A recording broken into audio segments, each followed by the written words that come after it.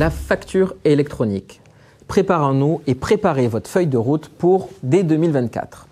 En effet, entre 2024 et 2026, la facturation électronique va devenir obligatoire et ce de manière progressive, applicable à l'ensemble des entreprises qui sont assujetties à la TVA. À partir de cette date, les entreprises ne pourront plus envoyer de factures entre elles, mais devront impérativement passer par des plateformes, soit par le portail public de facturation, le PPF, soit par une plateforme de dématérialisation partenaire que l'on appelle les PDP. Nous allons faire un point avec vous sur les changements à venir.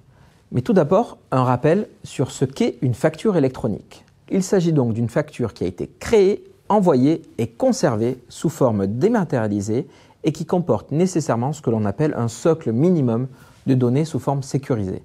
Ceci le différencie donc du format papier ou d'une facture PDF classique.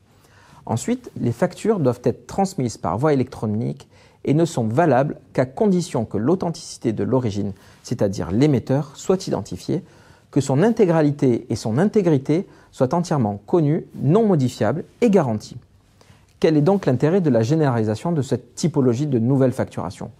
La première, l'État estime qu'il y a entre 4,5 et 5 milliards d'euros par an de gains pour les petites et moyennes entreprises. Il y a aussi un gain pour l'administration fiscale.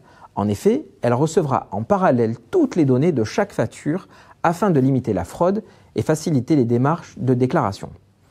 Cette réforme est donc porteuse de grandes avancées pour toutes les typologies d'entreprises. Elle renforce votre compétitivité grâce à l'allègement de la charge administrative et aux gains de productivité attendus. Elle améliore la lutte contre la fraude au bénéfice des opérateurs économiques de bonne foi et d'une concurrence loyale. Et enfin, elle simplifie à terme toutes les démarches déclaratives en matière de TVA grâce au pré-remplissage des déclarations. Elle permettra également, dans un horizon plutôt moyen terme, d'améliorer la connaissance de la santé financière en temps réel afin que l'administration publique et les autres opérateurs puissent avoir des réactions beaucoup plus directes. Quelles sont donc les entreprises qui sont concernées par cette facturation électronique et le timing qui lui est imposé ? Toutes les entreprises assujetties à la TVA établies en France sont concernées par les factures électroniques. Sont également concernées par cette obligation les assujettis non redevables de la TVA, et ce, afin notamment de contrôler le dépassement de seuil. Il existe cependant plusieurs exclusions à cette obligation. La première, pour toutes les transactions internationales ou intracommunautaires. La deuxième, les transactions entre un professionnel et un particulier, ce que l'on appelle le B2C. Il y a également toutes les opérations qui dépendent du secteur de la santé, de l'enseignement, de la formation et de l'immobilier, et toutes les opérations qui sont réalisées à but non lucratif par l'intermédiaire des associations. Nous avons également, enfin, toutes les opérations d'assurance, de réassurance et les opérations bancaires.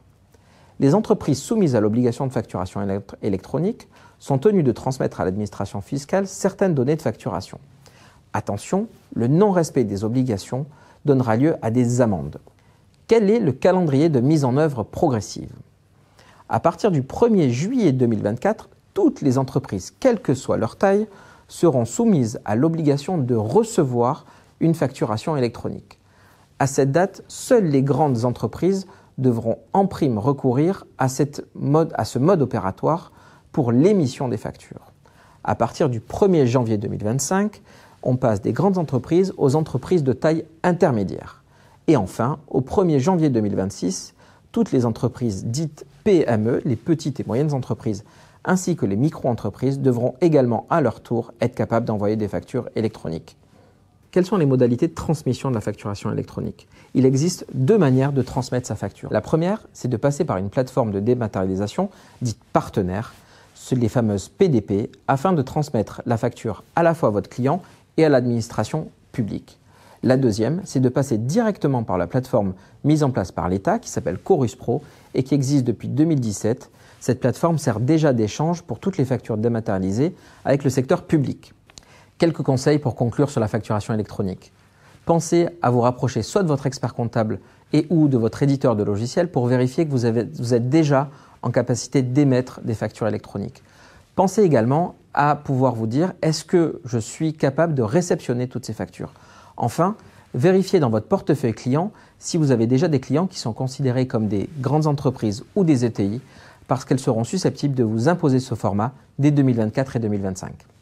Pour plus d'informations ou un rappel sur les obligations liées à la facturation électronique, n'hésitez pas à contacter Crofi Corec.